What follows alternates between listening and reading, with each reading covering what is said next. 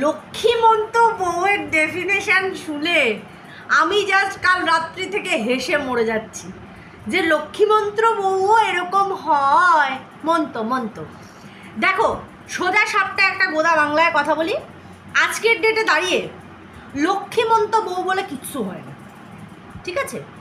লক্ষ্মীর যে লেভেল, লক্ষ্মী চঞ্চলা, লক্ষ্মী অপলা, হ্যাঁ, লক্ষ্মীর যে কোয়ালিটি, সেই লক্ষ্মীর কোয়ালিটি কোনোদিনও একটা সাধারণ মেয়ের মধ্যে তোমরা খুব কম দেখতে পাবে।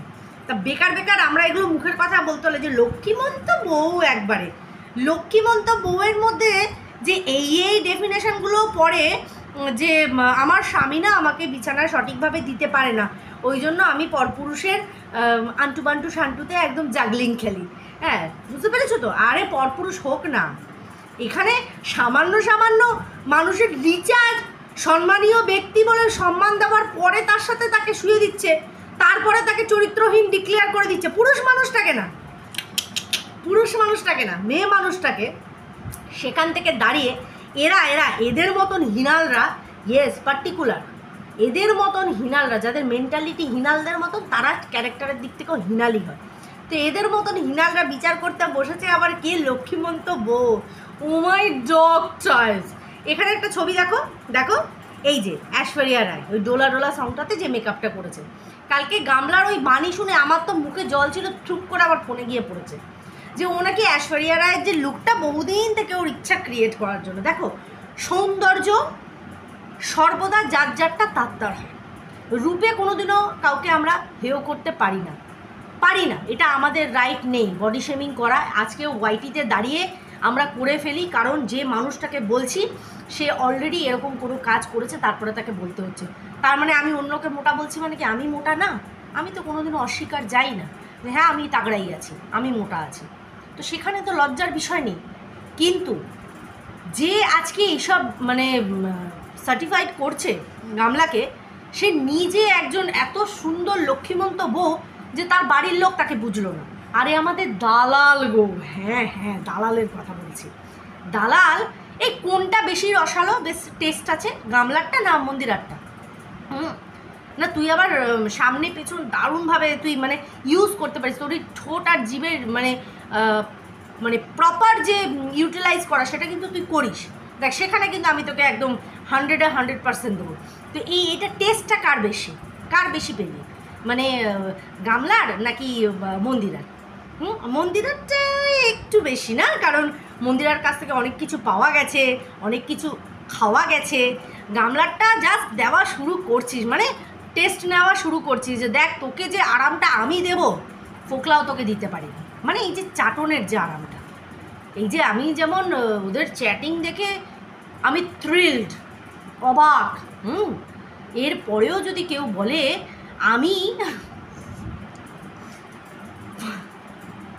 রিচার্জের অ্যামাউন্ট আর ওইখানে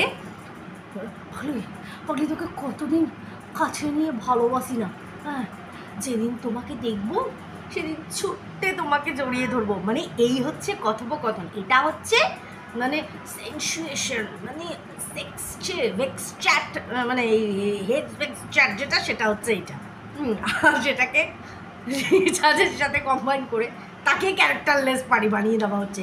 রিচার্জ যে করবে অন্য পুরুষের থেকে সে ক্যারেক্টারলেস, কিন্তু যে অনেক দিন ভালোবাসেনি আর নিজের ঘরের পুরুষের আন্টুবান্টুতে পোষায় না বলে অন্য পুরুষের আন্টুবান্টুতে যায়, সে পবিত্র, সৎ, সতী, চরিত্রবান। এইটা হচ্ছে আমাদের ওয়াইটির, যদি কোর্টরুম ওয়াইটিকে বানানো হতো না, আর যদি মানে জজ হিসাবে এদেরকে সেই মানে স্থানে বসানো হতো, বলে দিচ্ছি সমস্ত রেপিস্টরা লাইসেন্স পেত। রেপ করো একদম ধর্ষণ করে একদম উড়িয়ে দাও। খোদ দিত, এই দালাল খোদ দিত তাদেরকে লাইসেন্স। ও এইরকম একটা চরিত্রবান মহিলা যে নিজের পরিবারের কেউ হতে পারেনি। যাই হোক, তার আগে বলি welcome back to my channel. কেমন আছো তোমরা সবাই? আশা করি সবাই ভালো আছো, আমিও ভালো আছি। হ্যাপি পঞ্চমী, শুভ পঞ্চমী, শারদীয়ার অনেক শুভেচ্ছা। চারিদিকে যে পরিস্থিতি হয়ে রয়েছে, অবশ্যই করে মন মেজাজ সেইভাবে কারোরই ঠিক নেই। তারপরে আমাদের ফ্যামিলিতে একটা এরকম ঘটনা ঘটে গেছে। তো পুজোর কোনো রকম কোনো মানে একটা বলে না উচ্ছ্বাস উল্লাস, এমনিও আমার একটুখানি এটা কম। আমি বাড়িতে বেশি থাকতে ভালোবাসি, ঘর কোনো বেশি। হ্যাঁ, তো সেক্ষেত্রে দাঁড়িয়ে আমার কাছে খুব একটা না, তবুও পুজোটা সবার ভালো কাটুক। যে মায়ের চোখে এখনও জল শুকায়নি, যে বাবার বুক এখনও ফাটছে, সেই মানুষগুলো সঠিক বিচার পাক, আমি এইটুকুই ভগবানের কাছে আশা করি। তো যেটা বলছিলাম, তো এখানে একটা মেয়ের চরিত্র হননের পর তার অপরাধীরা শাস্তি পাক, এই নিয়ে দেশ উত্তাল হয়ে যাচ্ছে। আর এখানে ওয়াইটিতে বসে কিছু মানুষ চরিত্রহীনা নারীদেরকে সতী আখ্যা দিচ্ছে, আর যারা সত্যিই কোনো রকম চরিত্রে দাগ নেই তাদেরকে অসতীর আখ্যা দিয়ে ওয়াইটিতে বিক্রি করার মতন একটা মানসিকতা রাখছে। আজকে সে বলছে যে সন্দীপ গায়ে শাড়ি এরকম ফেলে দেখিয়েছে বলে সন্দীপের এখন টাকার খুব অভাব, বাকিদের মতন শাড়ির ব্যবসা করবে, কি বলে ওটাকে, ওকে শাড়ি টাড়ি পরিয়ে বেশ রাস্তার মাঝখানে দাঁড় করিয়ে দিলে। আর যার লাইভ ও মিস করে গেছে, ও বলতে চাইছে ওর ভাই, হ্যাঁ, যেমন সীমার সন্দীপ ভাই, আবার ওরও তো একটা ভাই আছে। এখানে ভাই বোনের কিন্তু প্রচুর মানে সম্পর্ক, বুঝতে পেরেছো তো? এখানে ভাইকে ডার্লিং ডাকে দিদিরা, আবার হ্যাঁ, অদ্ভুত ব্যাপার। সীমার যেমন নোংরা সম্পর্ক একটা স্থাপন করার চেষ্টা করা হচ্ছে সন্দীপের সাথে। সীমা নিজের পার্সোনাল লাইফে কি করছে না করছে আমি ওই বিষয়ে ওয়াকিবহল না, আমার কাছে বদারও করে না, কিন্তু সন্দীপের সাথে যে ওর কোনো নোংরা সম্পর্ক নেই এইটুকু আমি বলতে পারি। এটা আমার নিজের বিশ্বাস, সেখান থেকে বলছি।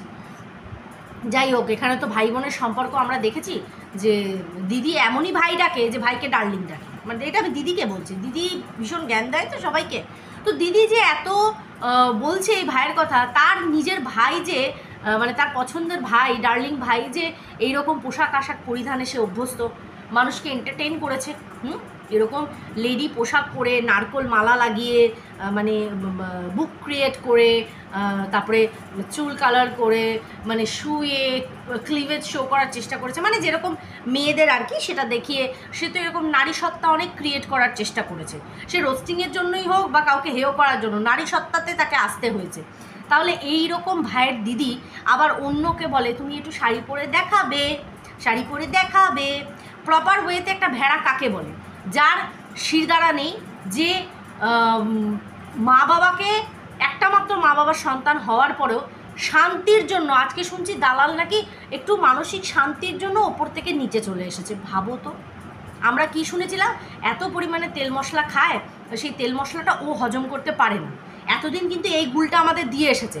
আজকে সে বলছে যে একটু মানসিক শান্তির জন্য আমি আলাদা হয়েছি, আমার স্বামী সেখানে সাপোর্ট করেছে। না না না না, এটা ভুল কথা। খাওয়া নিয়ে ওর ওখানে ঠিক পোষাচ্ছিল না। অ্যাকচুয়ালি রিচ খাওয়া দাওয়া ও করে, ও রিচ খাওয়া দাওয়া করে, যেটা ওরা করছিল না, ঠিক আছে? সেই খাওয়াটা ওর পোষাচ্ছিল না, যার জন্য কিন্তু ওখান থেকে ছাড়ে। স্বামীকে নিয়ে সঙ্গে করে না, কিন্তু স্বামী ওর সঙ্গ দিয়েছে, ও কিন্তু স্বামীর সঙ্গ দেয়নি। ও মা বাবার কাছেই স্বামীকে রেখে এসেছিল, আর ও নিজে খেত। বুঝতে পারছি, এটাই ছিল ফ্যাক্ট। তারপরে মা বাবা দেখলো যে একটা মাত্র ছেলে লক্ষ্মীমন্ত বউ, বাবা এত লক্ষ্মীমন্ত বউয়ের সাথে আমরা সংসার করতে পারবো না, আমরা সারা অত ভালোই না যে এরকম লক্ষ্মীমন্ত বউকে একদম লক্ষ্মীশ্রী করে সাজিয়ে রাখতে পারবো। ওরা বললো যাও নিজের নারায়ণ, দাদা নো নমস্কার, নারায়ণকে নিয়ে তুমি নিচে যাও, নিজেও খেতে পারছো যখন নারায়ণও খেতে পারবে। ব্যাস ব্যাস দিল একদম বঞ্চিত করে। বলছি এত লক্ষ্মীমন্ত বউকে মাঠে হাঁকতে যেতে হয়? হ্যাঁ, এই যে বললি পুরো বাড়ি আমাদের দোতলা ঝা ছকছকে, ওই মার্বেল করা বড় বাথরুম ঝা ছকছকে, কিন্তু আমি শান্তির মানসিক শান্তির জন্য ওখানে থাকিনি। চল ঝুটি তूने मुझसे कल कहा जो सब बोली झूठी, अरे तो चल झूठी। কি মিথ্যে কথা বলতে পারিস? হ্যাঁ হ্যাঁ, তুই ওখানে থাকতে পারিস নি? তাই তুই থাকতে পারিস নি, ঠিক বলেছিস, তুই পারিস নি, তোর ক্যাপাবিলিটি ছিল না, তোর যোগ্যতা ছিল না সেই মানুষগুলোর সাথে সংসার করা, ঠিক আছে? তুই ওই জন্য তুই সরে এসেছিস, তুই পারিস নি। তাদের কোনো অসুবিধা হচ্ছিল না, তারা ভালোই ছিল, তারা ভালোই ছিল, তুই তাদের সাথে পারিস নি। ভালোদের সাথে খারাপ কখনো থাকতে পারে না, তুই পারিস নি, সেটা তোর ফেলিয়ার। আজকে মানসিক শান্তি দেখাচ্ছিস, মানসিক শান্তি গোটা পাড়া জোগাড় করেছিলিস এই মানুষ দুটোকে অপমান করার জন্য, মানসিক শান্তি দেখাচ্ছিস। দেখ আমাদের বলতে লাগে না, তোর ঘরের লোকই এইসব কথা বলছে যে ওকে বৌদি বলো না, ওটা একটা কাল নাগিনী। হ্যাঁ হ্যাঁ, সত্যি বলছি, বিশ্বাস কর, বিশ্বাস কর। আমাকে অনেক ভরসা করে বলেছিল, কিন্তু বলতে হয়, তাদের মনে অনেক জ্বালা আছে। ওই জন্য জানি ওর বিশ্বাসে একটু ঘা পড়েছে, ওই জন্য এখন সেইভাবে ও বলতে চায় না। কারণ ও সঠিক বলেছে, যতটুকু বলেছে একদম সঠিক বলেছে। তুই চিনিস তো তোর ননদকে। হ্যাঁ, তো এই হলো ব্যাপার।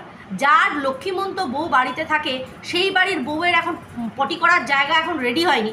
কোথায় হাঁকছে সে? জঙ্গলে কি, মানে বাগানে পেছনে যেটা পায়খানা আছে, যেখানে আমাদের দাদা ওই গামছা পরেই মাঝে মধ্যে ওখানে বসতো, ওইখানে বসছে গিয়ে মশা মারছে ওখানে। ভাবো বাড়ির বউয়ের কি অকাদ, কি অকাদ যে এইরকমভাবে মানে পিছনে জঙ্গলে যেতে হচ্ছে, যেখানে দোতলায় ঝা চকচকে বাথরুম আছে। শাশুড়ি শ্বশুর সেখানে অ্যালাউ করে না। কেন করবে? তাদের জন্য কি করে? আর ও ডেফিনেশন দিচ্ছে যে গামলার চরিত্রে কোনো দাগ নেই।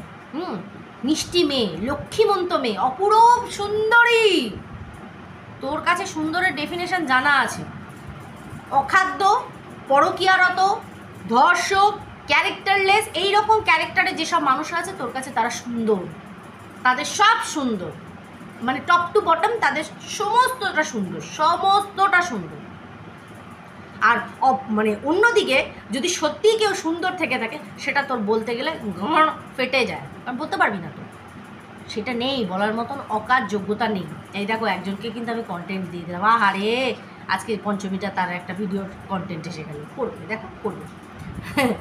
যাই হোক, সেটা বড় কথা না। তো সেই রকমই একটা ব্যাপার, সেই রকমই ব্যাপার। আজকে ও ক্লারিফিকেশন, এই যে আজকে সকালবেলা ভিডিওটা করেছে, বাবা মন্দিরাকে শুনতে বলো আমি মটনটা খেয়েছি তো, ওই জন্য মটনও বলতে পারছে না। আসলে জানে, মন্দিরাও জানে, নাম্বার ওয়ান লোভী, নাম্বার ওয়ান লোভী।